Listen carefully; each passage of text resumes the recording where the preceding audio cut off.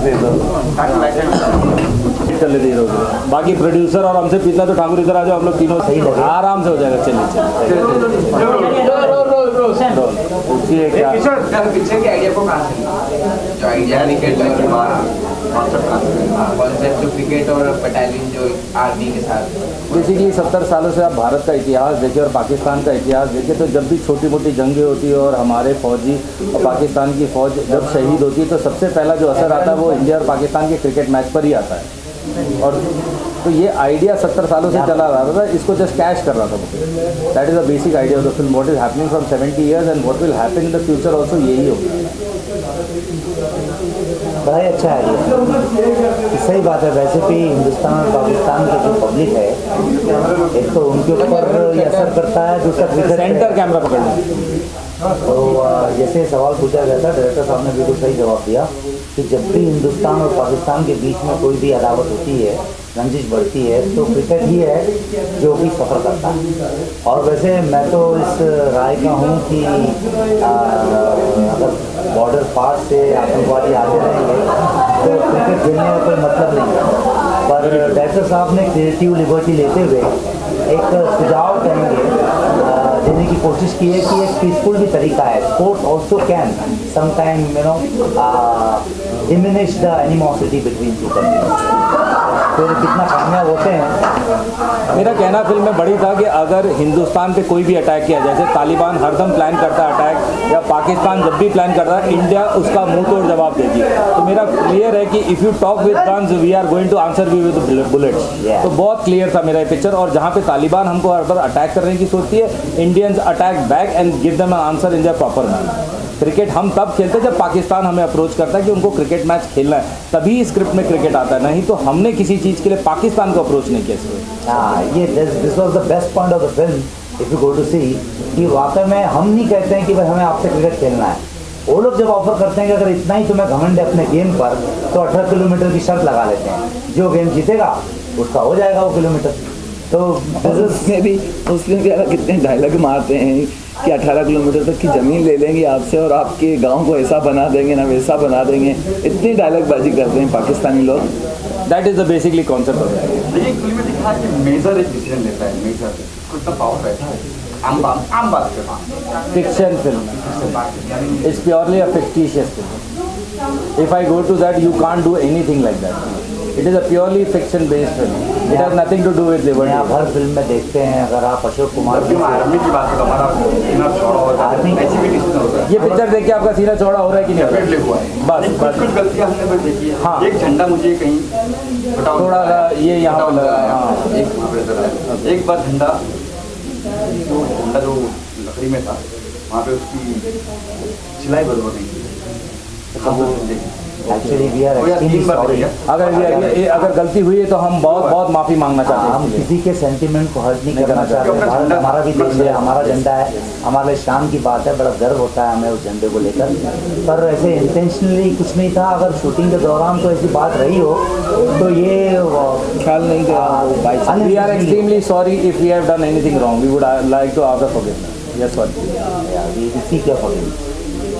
अच्छा, यहाँ ये मोदी जी को आपने दिखा दिया, एक तो मोदी अच्छे दिन आ गए, लगता है अच्छे दिन आ गए, अफकोर्स आ गए। अच्छा 11-12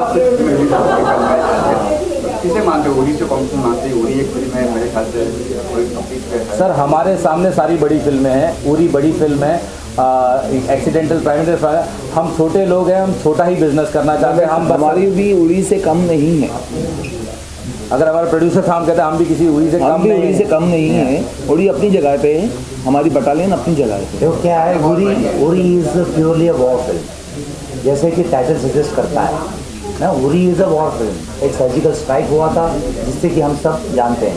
हमारी फिल्म में ऐसा है कि सर्जिकल स्ट्राइक भी है और साथ में आम पब्लिक के आनंद के लिए, मज़े के लिए हमने क्रिकेट भी रखा हुआ है, लव स्टोरी भी है और बर्ड्स है, क्या होगा, और एक मैसेज भी है जो हमने एक हिंदुस्तानियों को दिया है। हाँ, वो मैसेज देना है कि मतलब कि all the time it's not necessary to win anything with the bullets और guns, we can play sports and be friendly with them. अगर आप and still win and scroll देखें तो मैंने दुश्मन देशों का नाम देखा है कि इजराइल और पैलेस्टीन अब खेलने जा रहा है, मतलब कि इट इज़ नॉट नेसेसरी कि वॉर होते जाए। जहाँ तक आप देख रहे हो हर जगह वॉर वॉर वॉर बढ़ते चला जा रहा है, तो वो स्टॉप करने का एक नुमाइंदा है कि आप स्पोर्ट्स के लिए आपके गुस्से जितना है ग्राउंड पे निकालिए। अरे शोएब, जैसे हमेशा कहते हैं कि पहली चीज़ हमेशा पहली होती है, बहुत खास होती है, उसका एक्सपीरियंस आई थिंक किसी भी मैच नहीं कर सकता है। तो हम 3 यहाँ पे हैं जिनकी ये पहली फिल्म है, as a producer, as a director और एज एन एक्टर। तो यस, बहुत ज़्यादा खुशी है, एक्साइटमेंट बहुत ज़्यादा है और नर्वसनेस भी है कि कल आप लोगों का रिएक्शन कैसा होगा। आप लोग बताइए, आप सबको कैसी बहुत बढ़िया। बस और बस यही दुआ करता हूँ कि कल जैसे आपका रिएक्शन है, ऐसे फिल्म रिलीज होने के बाद कल बाकी लोग का भी रिएक्शन होगा। इंशाल्लाह, उम्मीद तो ऐसी की है और मेहनत भी इसीलिए की है कि चौके छक्के लगनी चाहिए, बाकी कल का इंतजार है। तो आपने बहुत किरदार बहुत बेहतरीन निभाया यार, तो इसके लिए क्या पहले से तैयारी किया था, क्या क्या किया था? सर, इसके लिए जब मुझे स्क्रिप्ट सुनाई गई थी और मैं फाइनल होता इसके लिए सबसे पहले तो मैंने उस पर सबसे पहले अपने को फिजिकली फिट किया था, ताकि एक सोल्जर की तरह वो लीन टोन बॉडी से पहले मैं बहुत बलकर था, तो वो किया। और उसके बाद कैरेक्टर के लिए आई थिंक कहते हैं कि जब एक डायरेक्टर फिल्म का अच्छा हो तो एक्टर को ज़्यादा दिक्कत नहीं होती है, तो मैं इसका पूरा क्रेडिट दूँगा विजय सर को कि जिस तरीके से उन्होंने मुझे पूरा कैरेक्टर समझाया। और हम लोग शूट पर जाने से पहले हम लोग रात में बैठ के प्रैक्टिस किया करते थे, रिहर्स किया करते थे, इवन एक्शन सीक्वेंस हम लोग जाके अक्सर बीच में सुबह 4-5 बजे जाके शूट किया करते थे, ताकि हम लोग को सेट पर जाके प्रॉब्लम ना हो। तो ये सब मेहनत की है और हमारे सर ने हमें बहुत सपोर्ट किया है, हमारे प्रोड्यूसर साहब ने। जब हम लोग रिहर्स किया करते थे, डायलॉग रिहर्स किया करते थे, एक्शन सीक्वेंस सुबह 5 बजे जाके अक्सर बीच पर रिहर्स किया करते थे। तो नॉर्मली अगर सर चाहते तो नहीं आते, लेकिन ये आया करते थे हमारे साथ में, बैठा करते थे कि तुम लोग मेहनत कर रहे हो तो मैं भी यहाँ बैठूंगा, क्योंकि मेरी भी पहली चीज़ है और मैं चाहता हूँ कि हम सब साथ में मेहनत करें। Sir thank you so much. Thank you. Sensor board से कितने कष्ट मेजरली नहीं मिले। मैं इस बात पे बताना चाहूँगा कि पहले हमने 2017 पे अप्लाई किया था, तो उसमें मोदी जी कट गए थे, हमारे जो मोदी जी है वो कट गए थे। अब से हमने वापस से अप्लाई किया था वापस से, तो हमको बहुत कट कंपैरिजनली उससे कम कट मिले और मोदी जी भी हमारे बच गए। तो I would be thanking the chairman of the sensor board for all the things he has done, and मतलब मुझे ऐसा लगता है कि मैं बहुत बहुत बहुत शुक्रगुजार हूँ उनका। Thank you very much. Obviously Shoaib को बड़े पर्दे पे देखने का जो सपना था वो बहुत समय से हम सबका था, एंड आज जब you know it's finally happened and हमने देखा है, तो कहते हैं ना कि कई एक्सप्रेशंस आप इन वर्ड्स डिस्क्राइब नहीं कर सकते, तो इट्स जस्ट अ फीलिंग जो शायद हमेशा एक one of the most, I think will be one of the most special days of our life. And उसके लिए एक बहुत special thank you Vijay sir को डेफिनेटली, एंड लालवानी सर को, क्योंकि इन्होंने वो एक कॉन्फिडेंस शोएब में दिखाया कि yes he will carry Kamraj on his shoulders successfully, and अब वो ये बताएंगे और वो आप बताएंगे कि शोएब कितना जस्टिस कर पाए। एंड या दैट्स बहुत नर्वसनेस है, बहुत एक्साइटमेंट है कि कल आप सबका रिएक्शन और जनता का रिएक्शन क्या होगा, क्योंकि हम जब ये कुछ एंटरटेनमेंट कुछ भी हम लोग करते हैं तो मेन रिएक्शन जो है वो हमारी जनता का होता है और वही हमें जज करने वाली है, तो बस उसी का इंतजार आगे पीछे कर ले, क्योंकि 4 बार इसको काफ़ी लगा ना कि आगे को पीछे कर लिया, डेट्स को चेंज कर। मैं सब बहुत डिस्कशन था ये सब नवंबर के महीने में कि डेट्स कौन सी होनी चाहिए, और जब तक दिसंबर आया तो बहुत सारी चीज़ डिस्कस हो रही थी और बहुत हमारे प्रोड्यूसर साहब ने बोला मुझे स्क्रिप्ट पे, मेरी फिल्म पे पूरा भरोसा है, we go on the limit, तो कहीं बैकआउट में। आई वुड थैंक पर उरी का डेट हमारे बाद अनाउंस हुआ है। हम लोग ने जब डिसाइड कर लिया था कि 11 जनवरी को हम लोग रिलीज़ करेंगे, और उसके लिए हमने अपनी मार्केटिंग और वगैरह वगैरह सबको सारा तैयारी कर ली थी, उसके बाद उरी आई है एक्चुअली। ये काट देना इनका डाल। मैं तो प्रोड्यूसर की तारीफ कर रहा हूँ, ये क्या बोल रहा है?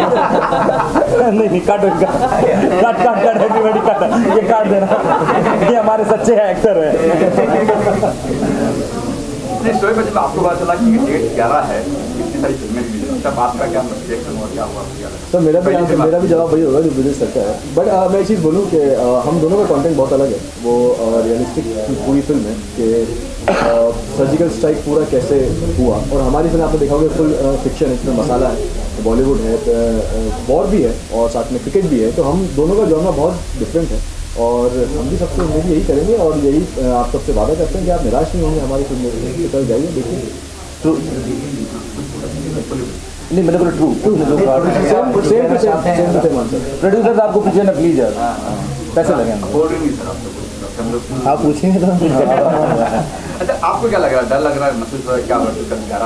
नहीं, मुझे डर नहीं लग रहा है, मुझे बहुत खुशी हो रही है क्योंकि ये पिक्चर मेरा एक सपना था जो कल रिलीज़ होने जा रही है और सभी टीम का बहुत साथ रहा है मेरे साथ और बहुत प्यार दिया है इन्होंने मुझे और बस इतना बोलना चाहूँगा।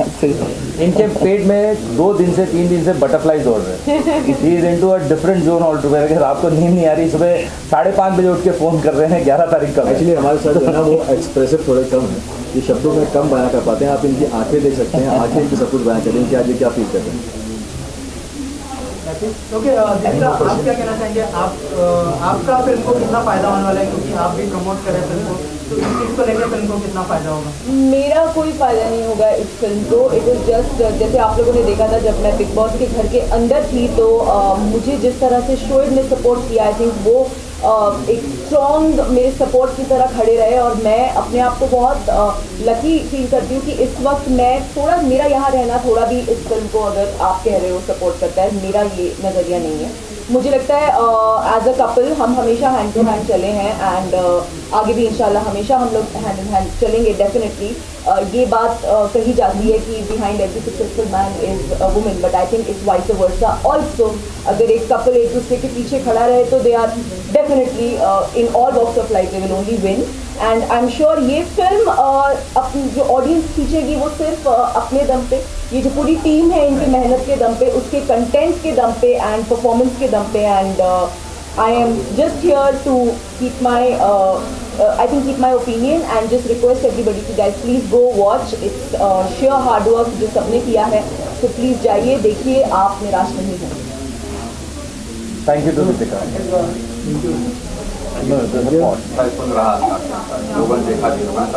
शुक्रिया और मेरे दिल के करीब ये तो रोज़ था ही और दूसरे उस शख्सियत का जिसका मैं बहुत बड़ा फैन हूँ, इसी बहुत बड़ा इसी हूँ एक ऐसे ईमानदार इंसान का जो हमारे देश का प्रधानमंत्री है और मैं थैंक्स बोलूँगा हमारे डायरेक्टर साहब कि उन्होंने भरोसा किया मुझ पर कि हाँ ये शख्स नरेंद्र मोदी के लिए फिट है। अब ये इनकी नजरें थी और मैंने इनके भरोसे को तोड़ा भी नहीं। ये बात सही बात है, ये बात है। फर्स्ट टाइम आपका स्क्रिप्ट आई थी और कहा गया था कि आपको ये किरदार करना है, मोदी जी का किरदार करना है। ABP न्यूज़ चैनल में 7 RCR में नरेंद्र मोदी का रोल मैंने किया था, लेकिन टीवी शो और फीचर फिल्म में बहुत फ़र्क होता है। एक रेस्टोरेंट में आप कुछ लोगों के साथ बैठे हुए थे हमारे डायरेक्टर साहब, तो मुझे पता लगा कि ये फिल्म बना रहे हैं आर्मी की। मैंने कहा मैं भी मिलूँ, तो किसी साहब ने कहा कि ये मोदी का भी इन्होंने किया है, तो आप बोले कि मैं नरेंद्र मोदी का कैरेक्टर डालना चाहता हूँ अपनी फिल्म में। तो मैंने कहा सर मैंने ऐसे शो किया था। ये बोले आप मेरे ऑफिस आए, एक ऑडिशन करूँगा। मैंने ऑडिशन किया और ऑडिशन देखने के बाद डायरेक्टर साहब ने इतना कहा था कि कोई मैच नहीं, आप done. Is a brilliant actor through out. जब इनको पहली बार मिला था तो रेस्टोरेंट में उन्होंने बताया था कि मैं मोदी करता हूँ, इन्होंने क्लिपिंग दिखाई थी और इन्होंने शायद 2 लाइनें बोली थी। I was very impress. मैंने बोला हाँ मित्रों वाला वो एक फेमस जो लाइन है मोदी जी की मित्रों, वो सेम मित्रों। इन्होंने बोला एक बार इनसे हो जाए वो मित्रों, एक बार हो जाए सर। मित्रों ये जो फिल्म है इसे आप लोग देखें और सराहें कि हमारे ब्रजेश त्रिपाठी जी ने ये जो फिल्म बनाई है ये पूरे हिंदुस्तान में एक नया आयाम रोशन करेगी, नया नाम। ये थोड़ा आज इमोशनल है, थोड़ा भावुक है, इसलिए वो लेवल नहीं पकड़ पा रहे, नहीं तो इन्होंने बहुत अच्छे लेवल पकड़े हैं। तो इन्होंने परफॉर्म किया था एक क्लिपिंग, मतलब जन आई कॉल्ड हिम फॉर, उनको एक सेट पे बुलाया था मैंने, एक जस्ट देखने के लिए टेस्ट के लिए। And with in 1-2 line it was perfectly manage and I M said कि this is perfect Shukla ji, और कुछ नहीं चाहिए मुझे, इतना ही चाहिए, यही चाहिए। और एक जो बेस लाइन थी इस पूरी पिक्चर में, जो एंड में आप सुनाओगे अच्छे दिन आ गए, that was the best part of it. If you stay Narendra Modi speak, this is the best line you have. 18 kilometre ज़मीन वापस मिली इसी लाइन की वजह से, इसी लाइन की वजह से। जैसे इनकी इतनी पॉजिटिव स्टोरी सुनी, मेरी स्टोरी थोड़ी ऑपोजिट है, क्योंकि सारे ऑडिशन बहुत अच्छे हुए थे। एक मेरा कैरेक्टर था, मैंने सबसे गंदा ऑडिशन दिया था। सर ने कहा मैं तेरे को कास्ट इसलिए कर रहा हूँ क्योंकि तेरा ऑडिशन सबसे खराब है, क्योंकि मेरा कैरेक्टर ही वैसा है। मैं कहता नहीं तुम्हें अच्छी बात समझूँ कि बुरी बात समझूँ, तो मुझे ये बड़ा याद है। और बलबीर का जो कैरेक्टर है basically it's not a person who thinks more and से, वो बोलता है और सोचता भी नहीं है। तो एक जो कैरेक्टर इनका फ्लो रहता है वो चलते चलते चले जाता है, चलते चले, तो वही चाहिए था। और एक इनोसेंस की जो डेथ होती है इंटरमिशन में, जो बलबीर की डेथ होती है, that would be more shocking. और उसके एक सीन पहले आप एक देखते हैं कि वो अपने बच्चे से बात करता है क्रिकेट बैट खरीदने के लिए, और वो क्रिकेट बैट जो खरीदा रहता है उसी क्रिकेट बैट की तो डेथ होती है। तो बलबीर का जो कैरेक्टर था that was more very light, कि मुझे ऐसा कोई एक्टर नहीं चाहिए था जो मेथड एक्टिंग करे या कोई सोच के एक्टिंग करे या बिलीव करके एक्टिंग करे, ऐसा कुछ नहीं चाहिए। हाँ, जो टेबल पे इनोसेंस है। बाकी हमने तैयारी बहुत करी है, तैयारी बहुत करी। मुझे याद है 45 दिन बीकानेर में वो सुबह उठना, मुझे याद है इवन वहाँ पे टॉयलेट तक नहीं होते थे। तो वो जो पूरे एक हमने 45 दिन गुजारे हैं बीकानेर में, बहुत ज़्यादा था। एंड आज जो रिएक्शन मिला है सबसे, तो लगता है कि फाइनली फिल्म आ गई है, तो बहुत खुशी हो रही है। और मैं सबको प्लीज़ रिक्वेस्ट करूँगा कि बटालियन 609 कल आ रही है 11 जनवरी को, प्लीज़ सब देखें। बड़ी प्यारी फिल्म है और दिल को छुएगी आपको।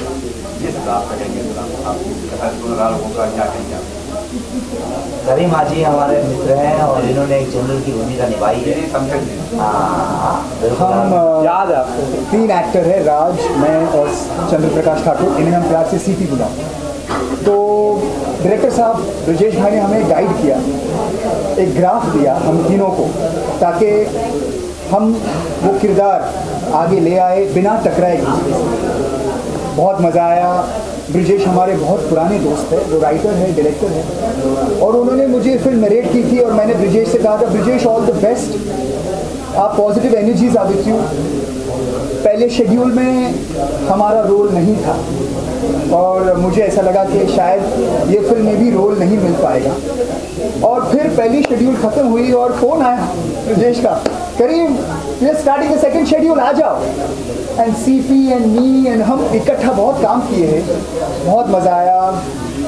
फिल्म में एक सरदार जी साहब का रोल प्ले करने का मौका मिला है और हमेशा देखा गया कि इंडियन आर्मी में सरदार जियों ने बहुत बहुत अहम भूमिका निभाई है और मुझे मौका मिला और I am very grateful to him, because मैं शेव नहीं करना चाहता था क्योंकि मैं कंटिन्यूटी में हूँ, दूसरे जगह भी काम ढूंढते एक्टर्स हम सब। उन्होंने कहा करीम आप सरदार जी बन जाओ और ये रोल आप ही को करना है। मैंने कहा ब्रजेश मैं पंजाबी नहीं बोलता इतनी अच्छी, बोले नहीं आप एक डिग्निफाइड जनरल हो, आप इंग्लिश में बात करोगे और आप बिल्कुल एक एजुकेटेड और एक वेल बिहेव्ड जनरल हो। Brijesh, thanks a lot, bro. Thank you, Aju, for being a part. I'm very thankful to all my actors who've been part of Battalion. Thank you. इस फिल्म की खासियत यही है कि इतने प्यारे प्यारे कैरेक्टर्स हैं ना जो सर ने बनाया। Thank you sir. Thank you very much all the actors. Specially मैं ठाकुर साहब का जो रोल था, मैं एक ऐसे एक्टर को ढूंढ रहा था। Basically I was looking for Danny Denzongpa, but I can't afford Danny Denzongpa, definitely I can't afford him, but I was looking for somebody who could act in that formation of throwing out that anger. If you see Thakur's role in the film, CP Thakur's role, he throws that anger in a style and a mannerism to Kamraj.